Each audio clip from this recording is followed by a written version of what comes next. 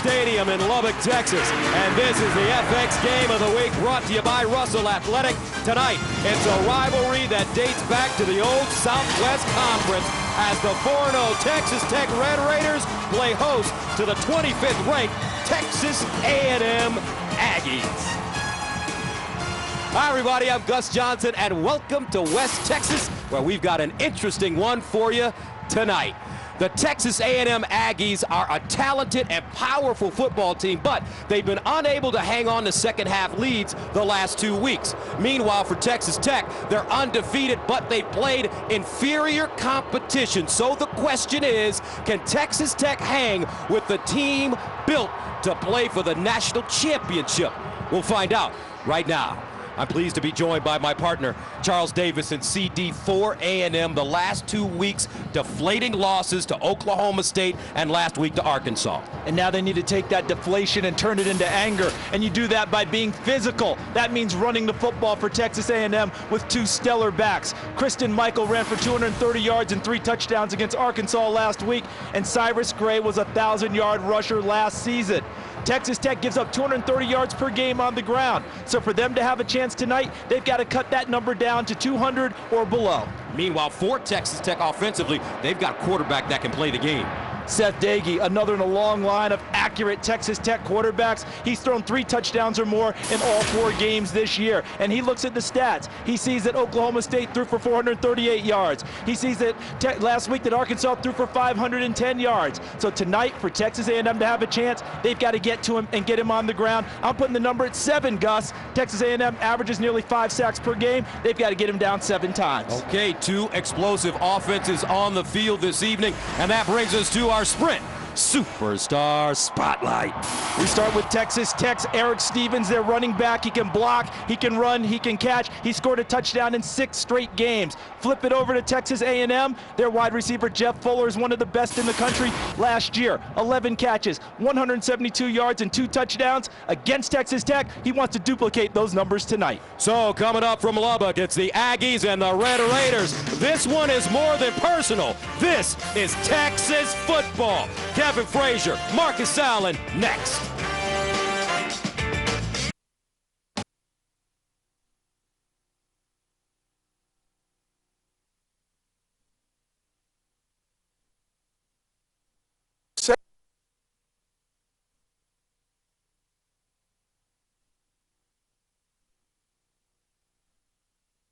To 38 loss to Arkansas last week.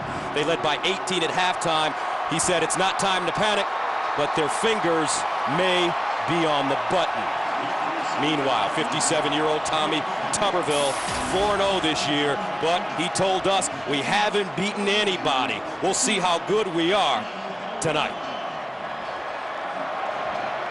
And a look at the series note, which dates back to 1927. Texas Tech and Texas A&M, Southwest Conference rivals as well. This is the 70th meeting, maybe the final meeting as Big 12 opponents, with Texas A&M ready to head to the SEC.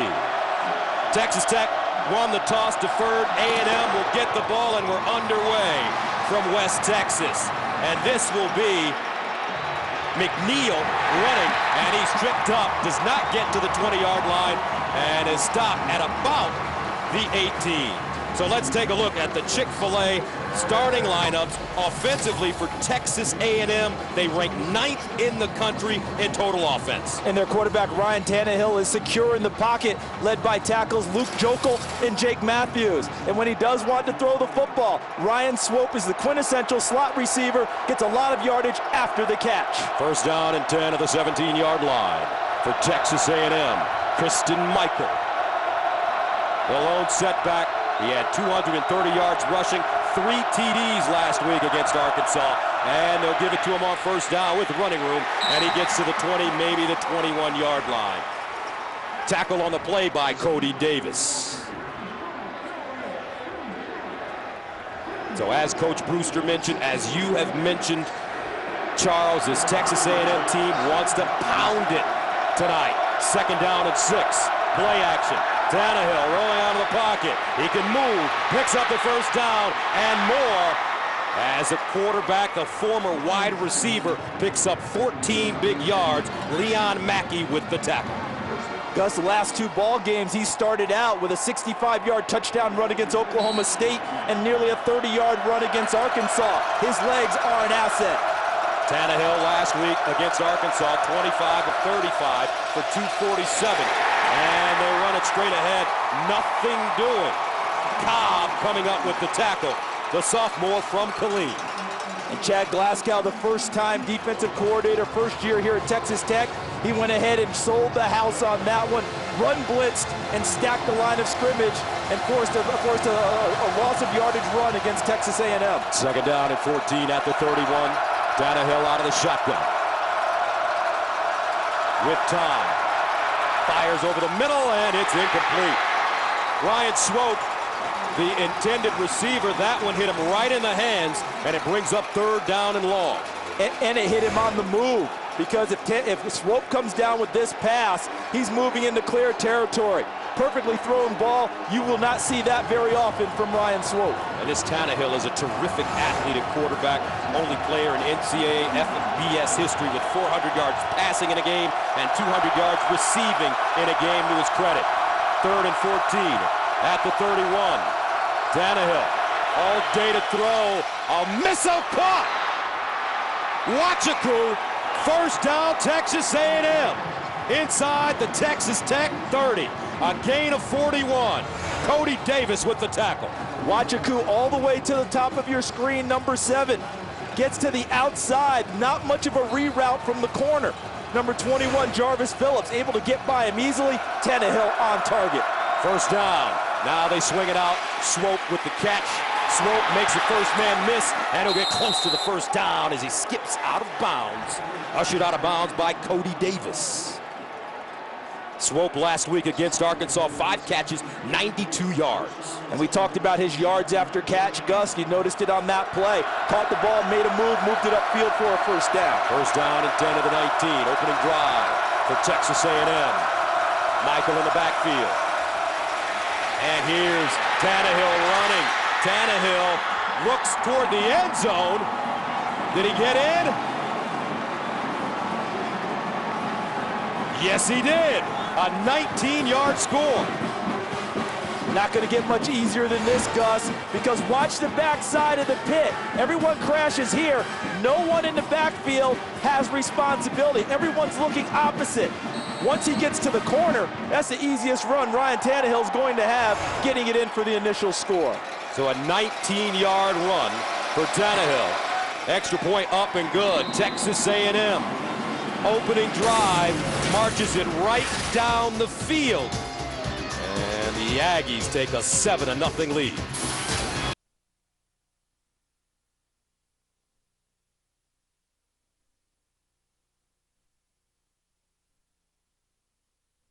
Returner last week against Kansas, 5 kick returns for 109 yards. And this is McRoy bringing it out of his own end zone. McRoy up the sideline, and McRoy gets to the 44.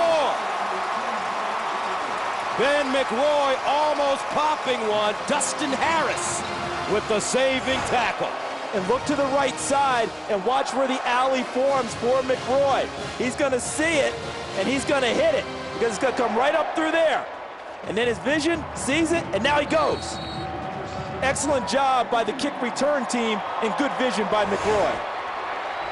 McRoy averaging close to 27 yards per return on the season. So Texas Tech with excellent field position to start. Seth Doege, their quarterback. 1st down and 10 at the 42. Out of the gun with time. Dumps it off. And this ball caught Jacoby Franks, a senior from Orange, Texas. He's got a little brother named Trey that plays for Oklahoma, a receiver as well. Jonathan Stewart, Judy combining on the tackle. And look how fast Texas Tech wants to go. They go at up-tempo and NASCAR speed. 2nd down and 4 to the far side, incomplete. Franks the intended receiver once again. But let's take a look at the quarterback for this Texas Tech squad. Seth Doege, 6'1", 200 pounds. He's a junior. He's thrown for 300 or more yards in 3 of the 4 games this season. Perfect spiral, near side, ball caught, and Cornelius Douglas spins down, gains 8 yards on the play, and the Red Raiders have a first down. And Texas A&M took a real gamble on that play with wholesale substitutions, and Texas Tech picked up on it, moved a little quicker, and beat them to the spot with the pass. Fast break football for both teams. First down and 10 of the 44. Doege fires underneath, caught with running room. Alex Torres makes his 16th catch of the season. He's averaging close to 12 yards per catch. Ben Bass manages to bring him down.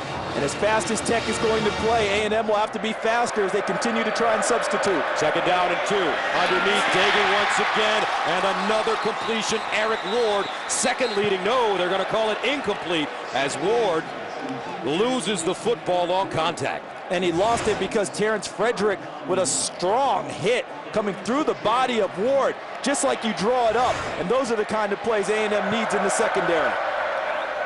On third down and 2, Red Raiders running the football. Eric Stevens picks up the first down. He's a slippery back at 124 yards and a couple of touchdowns against Kansas last week.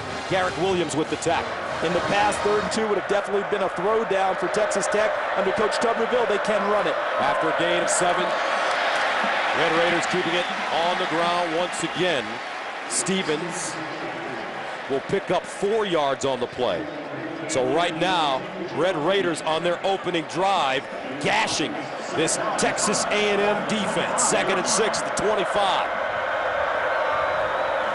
Doege, great rhythm to start this game. Bounces out of the pocket, throws on the move. Oh, incomplete. Wow. Wide open Marcus Kennard, the junior from Lawton, Oklahoma. He's got to hang on to the football. And if he hangs on to it, he's got his first big play as a Red Raider, and they've got him in the lineup because of his speed. They say the light's finally going on. He's starting to understand. Just missed an opportunity for a huge play. Let's see if Doege goes back to him. 3rd down and 6. We might have a substitution issue here. A&M trying to get people on and off the field in their defense against this fast break offense. Substitution on the defense. There are 12 players on the field. It's a 5-yard penalty. And it's still 3rd down. And unfortunately for Mike Sherman, we've seen this time after time over the last few games. And what they're trying to do is match up personnel. They're trying to get fresh rushers on the field when chasing the quarterback. They may have to think more about playing a little more base and rolling with the guys who are on the field. Big 3rd down and 1 at the 20-yard line for Doege. Draw play, and I don't know. Aaron Crawford short. So what do you do? As Sean Porter brought him down, do you go for it on 4th down and short? I think that they're going to go ahead and go for it. They like the momentum of this drive. They know points are going to be at a premium tonight. Everyone's going to score. They're already down 7. They don't want to give an opportunity for Texas A&M to get confidence. They're going to go for it. Eric Stevens back in the game. They're running some Wildcat now. Stevens, the quarterback, high snap. He handles it, and he hops forward and gets a first down. Charles Mann, we've been seeing a lot of high snaps in college football. A lot of that is because of what is over the nose of the center. You're getting these 320-pound guys disrupting snaps, but that has been a problem we've seen all year long. But Tommy Tuberville says we're going to have to match points with A&M tonight. 11th play of the drive, first down. Doege firing underneath. Doege finds his receiver. Ward, touchdown. No, he's down at the 1. I think this is a good call by the officials. I think his knee's going to touch down before he gets to the end zone. The tackle, there's knees. Both knees are down before he can stretch it across, it appears.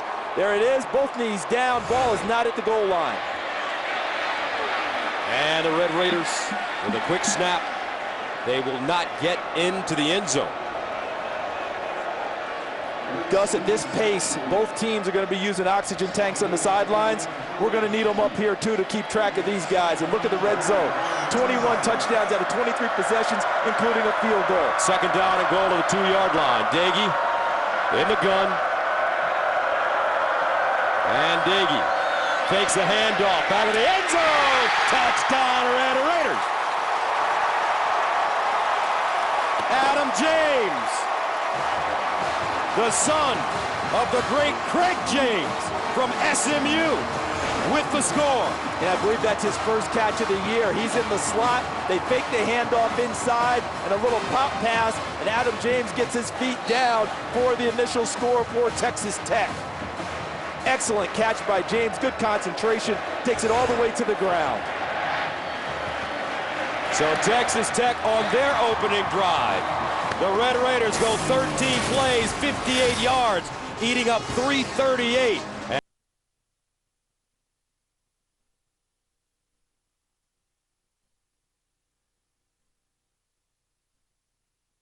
Of the season. And dating back to last season, Charles, we mentioned that this Tech team is a high-scoring squad. They've scored 35 or more points in 7 straight games, tied with Stanford for the longest active streak in the nation. And don't be surprised at all, and no one should be based by the first 2 series, that we're going to get to that number and more tonight, the way both offenses are clicking.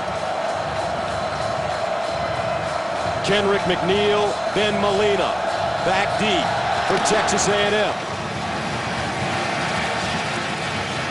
Bringing it out of the end zone is McNeil. And McNeil still on his feet, and he'll cross the 30-yard line. Time now for a Chick-fil-A game break. Let's go to Los Angeles and Kevin Frazier. Michigan outside of the big house for the first time all season. Denard Robinson throwing the ball well. His Twitter account was hacked. His game was not. He's taking care of business. But how about Northwestern? They come strike right back. Trevon Green, the touchdown. Northwestern up early, Gus. Northwestern losing last week to Illinois, allowing the Fighting Illini to come back. First down and 10 at the 31 now for Texas A&M. Prelude and Michael line up in the I formation for the Aggies. Here's Michael trying to change directions, and he's swarmed under. Terrific pursuit by Texas Tech. Donald Langley, first man to it. Look at the right side of the defensive line. They get upfield penetration and set the edge. Great job. Is that Mackey, number 11, working against number 76, Jokel. Sets the edge, allows the penetration. First time Christian Michael has lost yards the entire season, a loss of 5. Second and 15 from the 26.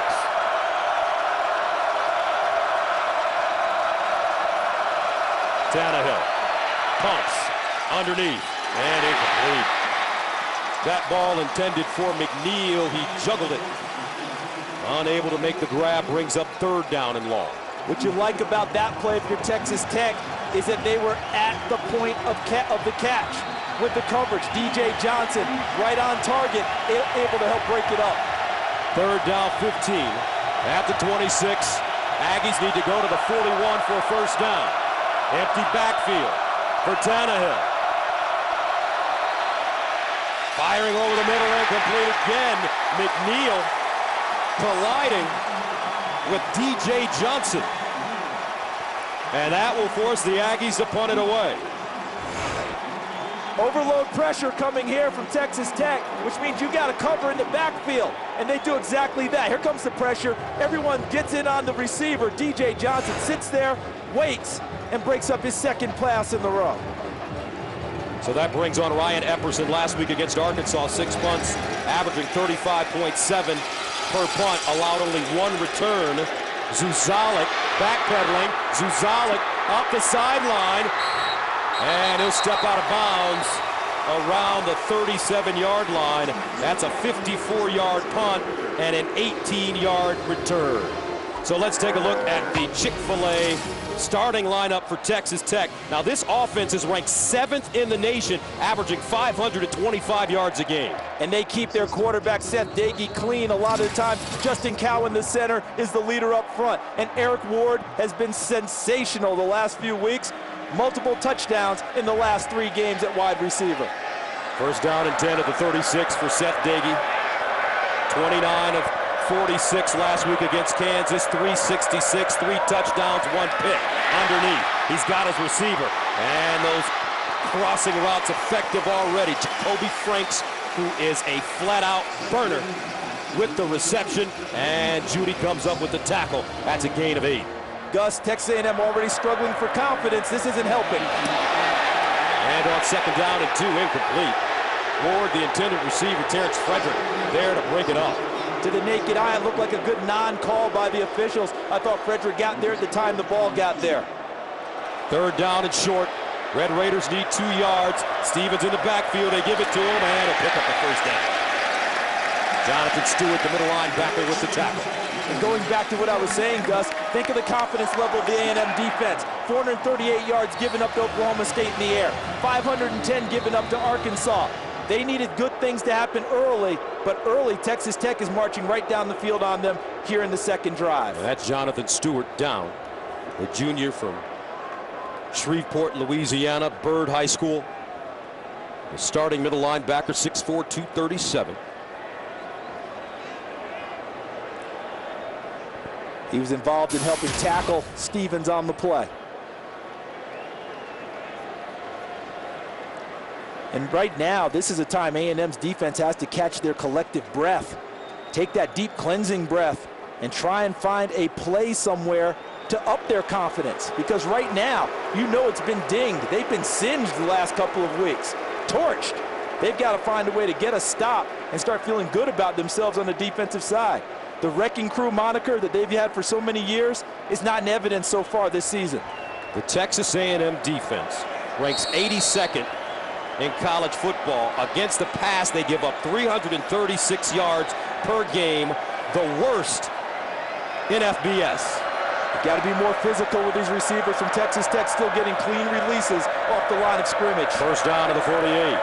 Dagey over the middle again, and once again he finds Eric Ward, and Ward close to that first down.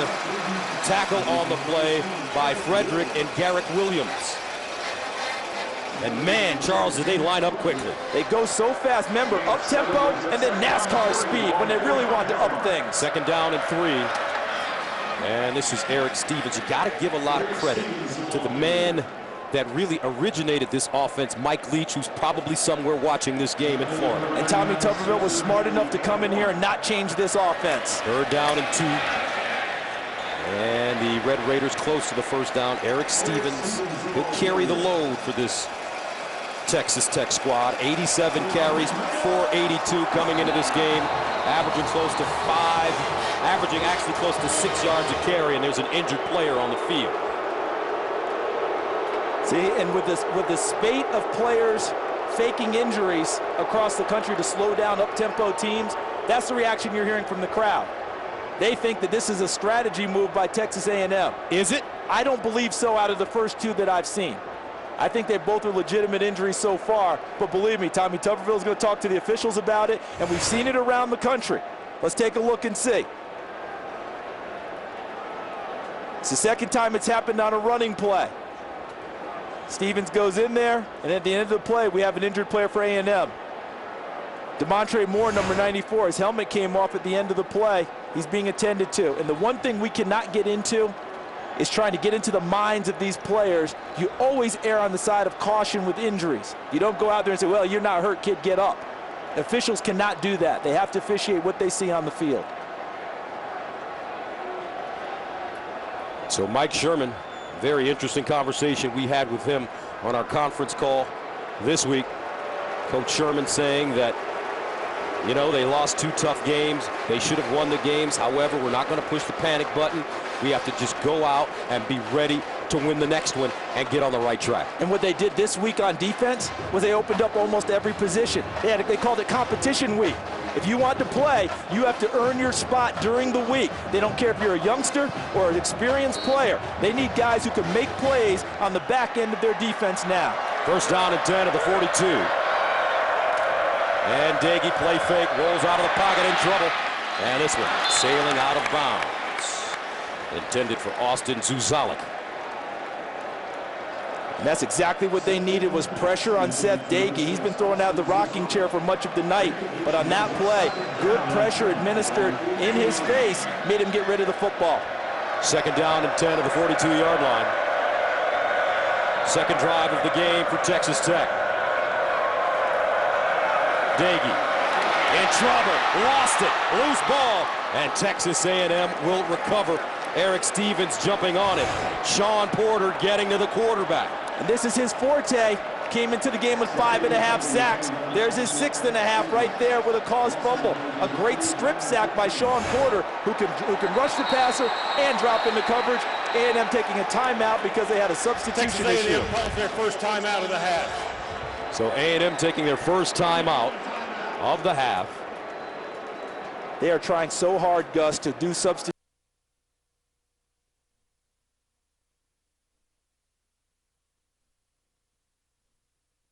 Pressure there. They just got to keep bringing it. Doege knows where to go with the ball, though, Charles. Third down and 15 at the 47.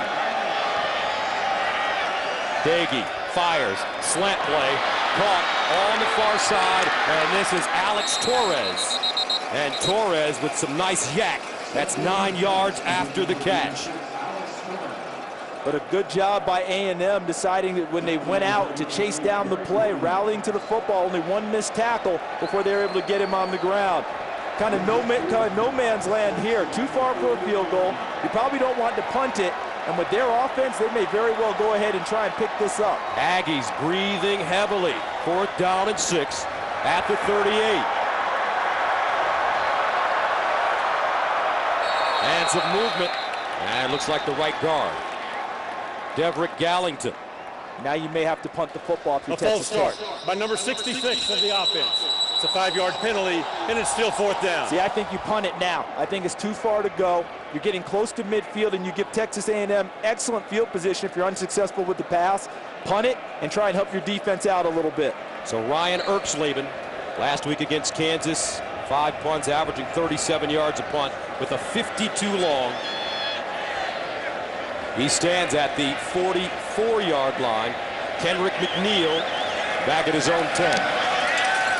This one angled toward the far side and will get into the end zone. Oh, if he just looks up, he has a chance to grab it. If he catches it, they have it down.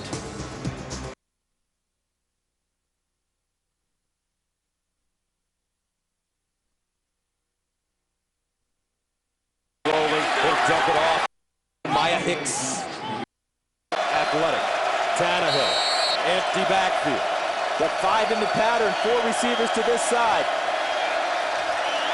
Tannehill pump faking, and he throws one underneath. It's caught by his tight end, Nehemiah Hicks. And he's tackled by Hubert. That's a gain of 7 yards. Second down and 3. Tannehill rolling, he'll dump it off. Nicely done. Cyrus Gray all the way up the sideline, and Gray will pick up 21. The footwork by Ryan Tannehill in the pocket on that play, almost balletic. Able to get the full spin, elude the rusher, dump it out to the flat, and let Cyrus Gray run with the football. First down at the 48.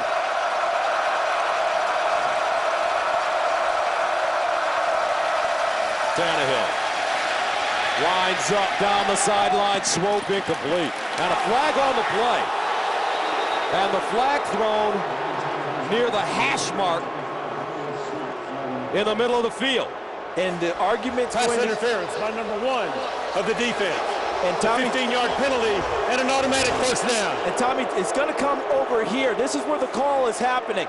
But watch where the flag comes from. All right, you see the hand on. Seems like they both hand fight each other. The official here, the field judge, said nothing. He let it go. But the back judge, from all the way in the middle of the field, looking back into the play, is the one who threw the flag. That's why Tommy Tuberville's so upset. He said the guy on the play let it go. Last week, Tommy Tuberville's squad, 17 penalties, 154 yards. Most penalized game since 2008. And swope around the corner. Culin Hubert pushes him out of bounds after an 8-yard pickup.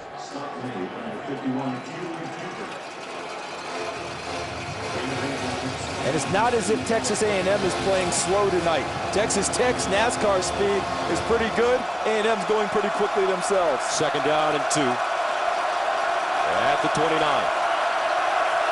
McCoy.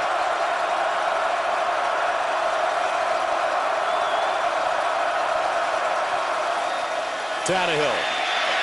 Far side. Oh, he put that one right on the money. Nice catch by Jeff Fuller, all hands, and they pick up the first down. On 2nd and 2, they get 12. Jeff Fuller, number 8, is one of the best receivers in the country. He's been nursing a hamstring injury all year and has been unable to practice full out. Talked with Troy Walters, his wide receivers coach in pregame, says it's been his best week of practice all year, playing at about 90% now. 9 catches, 82 yards, season highs against Arkansas last week. First down. Tannehill over the middle, incomplete. Some hard going there. Jeff Fuller, the intended receiver. But Fuller running into a very stiff defense. Jarvis Phillips there for Texas Tech. And Cody Davis, the weak safety, also coming into the play. They end up sandwiching the receiver. 2nd down and 10 to the 17. Tannehill, 6 of 10, 102 yards. And we still have 3:44 to go in the first quarter. Are we seeing enough formations and shifts? Look at this one out here now to a full bunch to the top of the bottom of your screen. Tannehill throws it out wide. Wachiku, nothing doing. Terrific defense by the Bullet. Terrence Bullock, the sophomore from Garland, Texas. And this game is personal to him because his brother Melvin was a Texas A&M Aggie. Terrence Bullock wanted to be one, didn't get an offer from Texas A&M. He wants to show them that they made a huge mistake this evening. 3rd down, 13 at the 20-yard line. Aggies need to go to the 7.5 for first down.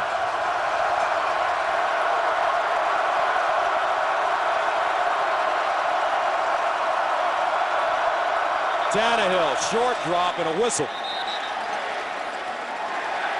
And a false start against A&M. A false start by number 61 of the offense. It's a 5-yard penalty, and it's still 3rd down. That's Patrick Lewis, the center. Not often you get a center for a false start. Maybe he squeezed the ball a little extra and made it look like he was going to go and get people in motion.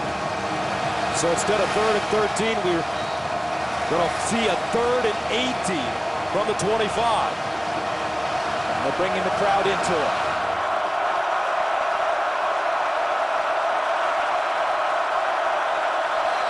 Tannehill tucks it, lost it. Texas Tech says they have it.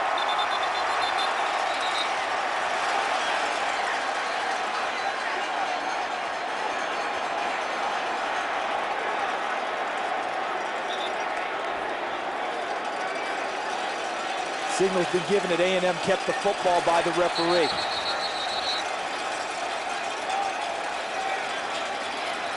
And A&M will retain the ball. The pressure as Tannehill tries to exit. He's going to want to exit right there. See, he tries to go, but the ball gets knocked free. He might have knocked it against just Luke Jokel, number 76, and the ball gets knocked free. It looked like Scott Smith, 94, the defensive end, got a paw on it. So on 4th down and 21, Randy Bullock last week against Arkansas, 1-for-1 into attempt a 45-yarder and a beautiful kick by Bullock, the senior from Klein, Texas, as he knocks down one from 45. He could have kicked that one from 55, and Texas A&M takes a 10-7 lead. That's a heck of a kick because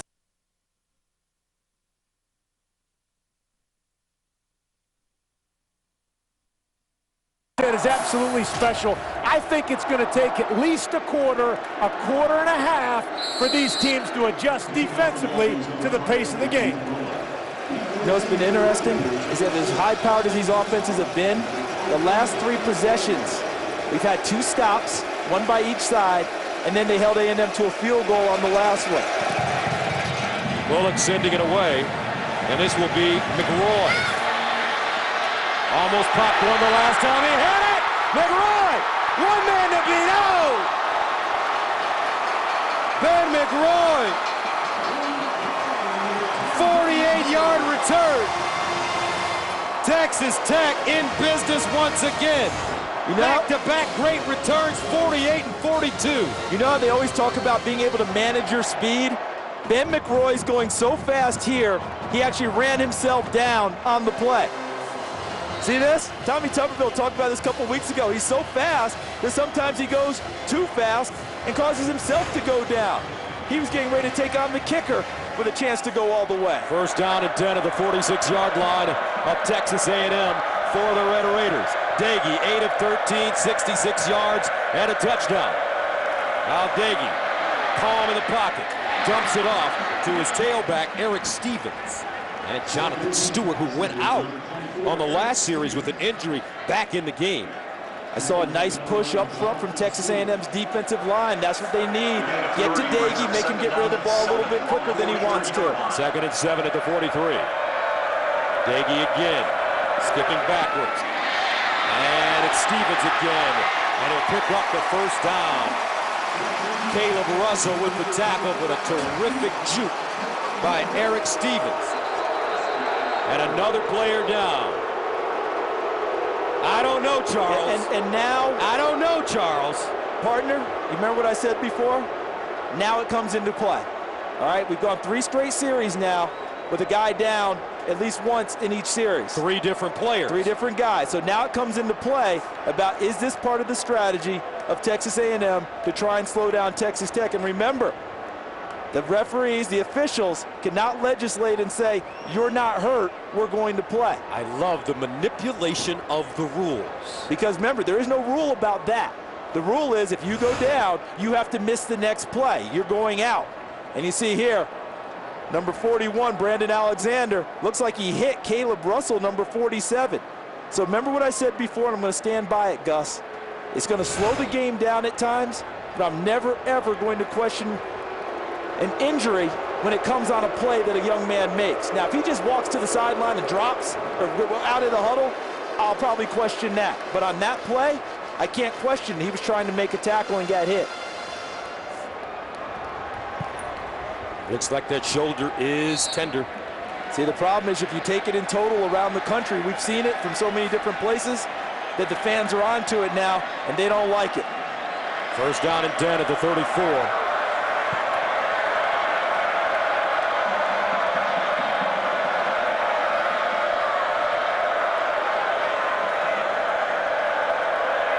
A&M showing blitz. Here they come.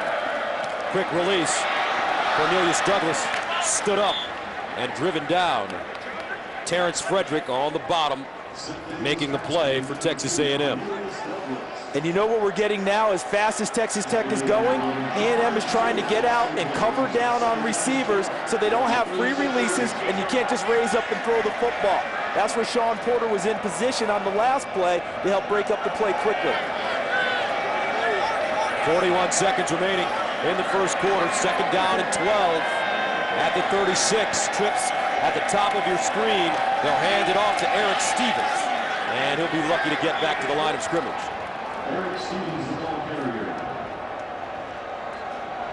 I think the interior defensive front for Texas A&M starting to play a little bit better, both in the run game and putting a little more pressure on Seth Doege when he wants to throw it.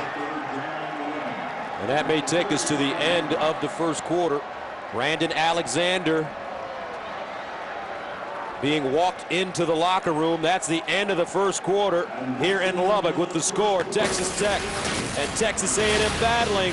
Aggies with a 3-point lead. The FX College Football Game of the Week will be back after these messages. Can I help you?